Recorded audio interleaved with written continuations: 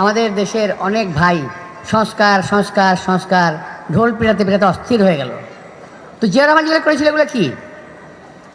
ওগুলো সংস্কার ছিল না? এই যে আজকে আপনারা ঘরে বসে দেখেন বাংলাদেশে আপনার ডিম পাচ্ছেন না, পোলট্রি ফার্মের কথা বলেন না কেন? পাচ্ছেন ডিম? ওই যে মানে ফার্মের ডিম বলে, ফার্মের মুরগি পাচ্ছেন। নির্বাচন জানুয়ারিতেই দিতে হবে। হ্যাঁ, আপনি যে কথাগুলো শুনলেন অবশ্যই সত্য। আমরা কোনো সংস্কার চাই না, ডাইরেক্ট বলে দিলেন তারেক রহমান। এবং আরেকটা লোককে আপনারা চেনেন, ফখরুল সাহেব একটা গুরুত্বপূর্ণ কথা বলছেন যে আমরা সবে মিলে এক হয়ে কাজ করতে চাই। ডক্টর ইউনূস একটা নিউজ করছে যে আমরা এক হয়ে একত্রে সব কাজ করব। কিন্তু কিছু মানুষ বিএনপি এবং আওয়ামী লীগের এক হয়ে তারা চাচ্ছে আমরা সংস্কার চাই না, আমরা নির্বাচন চাই। হ্যাঁ, এই নির্বাচন নিয়েই কিছু কথা বললেন ডক্টর ইউনূস এবং তারেক রহমান। তাদের ভিতর যে ঝগড়া নাকি ক্যাসাল নাকি আসল ভিডিওটা দেখাবো আজকে, যে কি ঘটতে যাচ্ছে এবং কি ঘটেছে। তো যাক না ভাই, আপনি যদি আমার চ্যানেল নতুন হয়ে থাকেন ফাহিম মিডিয়া, অবশ্যই চ্যানেলটা সাবস্ক্রাইব করে দিয়ে যাবেন।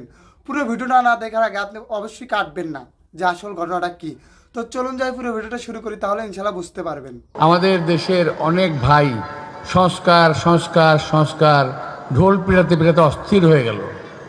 তো জিয়া রহমান যেগুলো করেছিল এগুলো কি? ওগুলো সংস্কার ছিল না? এই যে আজকে আপনারা ঘরে বসে দেখেন বাংলাদেশে আপনার ডিম পাচ্ছেন না, পোলট্রি ফার্মের কথা বলেন না কেন? পাচ্ছেন ডিম? ওই যে মানে ফার্মের ডিম বলে, ফার্মের মুরগি পাচ্ছেন। কার অবদান? শহীদ রাষ্ট্রপতি জিয়া রহমান কত বছর আগে চিন্তা করেছিলেন এই দেশের পোলট্রি, এই দেশে ভেটেরিনারি শিল্প, এই যে হাঁস মুরগি পালার যে বিষয়, এগুলো কিন্তু শহীদ রাষ্ট্রপতি জিয়া রহমান করেছিলেন। কত আগের চিন্তা, আজকে আমরা ফল ভোগ করছি। শহীদ রাষ্ট্রপতি জিয়া রহমান মারা গেছেন 1981 সালে। তার আগে 3 বছর শুধু উনি এই কাজই করেছেন। খাল কাটা কর্মসূচি শহীদ রাষ্ট্রপতি জিয়া রহমান করেছিলেন। ওগুলো সংস্কার না? আর এখন সংস্কার সংস্কার বলে একদল লোক পাগল হয়ে যাচ্ছে। ডিক্লেয়ার দিয়ে কে সংস্কার করা যায় রে ভাই? সংস্কার একটা প্রক্রিয়া, যেটা চলমান, এটা চলতে থাকবে। উন্নয়ন একটা প্রক্রিয়া, চলমান, এটা চলতে থাকবে। কিন্তু এগুলো ডিক্লেয়ার তার কিছু নাই। তো যাই হোক, যারা সংস্কার কথা বলছেন আমি তাদের নিন্দা করছি না। আমি বলছি যেটা করার করে ফেলেন, একটু তাড়াতাড়ি করেন। কোনো কাজ ঘোষণা দিয়ে দেরি করতে হয় না। ঘোষণা না দিয়ে দেরি করতেন অসুবিধা ছিল না। তো এখন দেরি হচ্ছে, একটু তাড়াতাড়ি করেন। আমি আজকে আন্তরিকভাবে ধন্যবাদ জানাবো আমাদের প্রধান উপদেষ্টা শ্রদ্ধেয় ডক্টর ইউনূস সাহেবকে। গতকাল বিএনপি নেতৃবৃন্দ আমাদের বিএনপির পক্ষ থেকে ওনার সাথে দেখা করেছেন। উনি সেখানে নির্বাচনের সময় ঘোষণা করেছেন, ডিসেম্বরের মধ্যে উনি নির্বাচন দিয়ে দেবেন। আমরা আশা করতে পারি যদি কোনো কারো চক্রান্ত না থাকে তাহলে ইনশাল্লাহ ডিসেম্বরের মধ্যে নির্বাচন হবে। এবং এই দেশের জনগণ তাদের পছন্দ অনুযায়ী দলকে, তাদের পছন্দ অনুযায়ী ব্যক্তিকে ভোট দিতে পারবেন। আমার পরিবারটাকে তছনছ করে দেওয়া হয়েছে।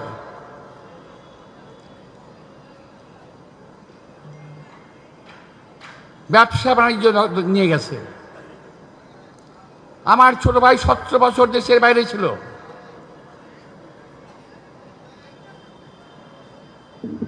আপনাদের এলাকার যে প্রার্থী আফরোজা আব্বাস, সেও জেল খেটেছে। আপনাকে জানেন? সেও জেল খেটেছে, 1.5 থেকে 2 মাস জেল খেটেছে। আমি যে কতবার জেলে গেছি তার তো হিসাব আপনারাই জানেন, আমি ভালো বলতে পারবো না। আপনি ভালো জানেন কতবার আমি জেলে গেছি। তো এইভাবে বাংলাদেশের প্রতিটি পরিবারকে তিলে তিলে বিএনপির পরিবারকে ধ্বংস করে দেওয়া হয়েছে। আজকে আমরা যখন নির্বাচনের কথা বলি, অনেকে অনেকভাবে কথা বলেন যে বিএনপি শুধু নির্বাচনের কথা বলে। ভাবসাবটা এরকম নির্বাচনে আসলে শুধু বিএনপি নির্বাচন করবে, আর কেউ নির্বাচনে যাবে না। আমরাও দেখতে চাই নির্বাচন আসলে পরে আপনারা কারা কারা নির্বাচনে যান। যদি নির্বাচন যখন যাবেন তখন নাক্ষর দিয়ে আসবেন যে বিএনপি নির্বাচন চেয়েছিল, তাই নির্বাচন হচ্ছে। এই কথা মাথায় রাখতে হবে আপনাদেরকে। এই বিএনপি নির্বাচনের জন্যে, এই বিএনপি ভোটের অধিকার আদায়ের জন্যে বছরের পর বছর রাজপথে আন্দোলন করেছে। আমাদের হাজার হাজার কর্মী প্রাণ দিয়েছে, পঙ্গু হয়েছে। আজকে বলেন যে বিএনপি শুধু নির্বাচনের কথা বলে। সেই প্রসঙ্গে বলতে চাই, একটি কথা কালকে এসেছে, সাংবাদিকরা প্রশ্ন করেছিল আমাদের নেতৃবৃন্দকে, তখনও ব্যাপারটি ঘোষণায় আসে নাই। এই স্থানীয় সরকার নির্বাচন সংসদ নির্বাচনের আগেই হবে। অনেকে এমন ধারণা পোষণ করছেন, এমন ইচ্ছাও পোষণ করছেন।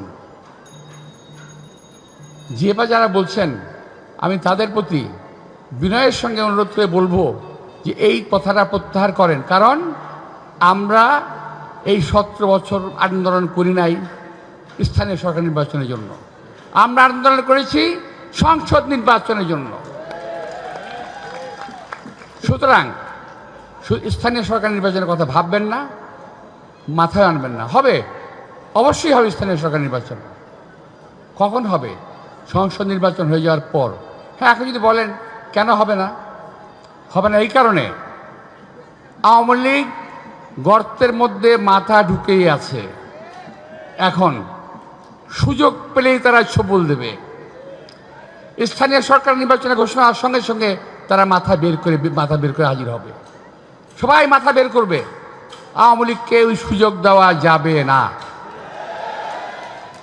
সুতরাং যে কারণে আমরা আন্দোলন করেছি, যেই কারণে আন্দোলন করেছেন, আমি বলছি শুধু আমরা নই, যেই কারণে আন্দোলন করেছেন তার জন্য কথা বলেন।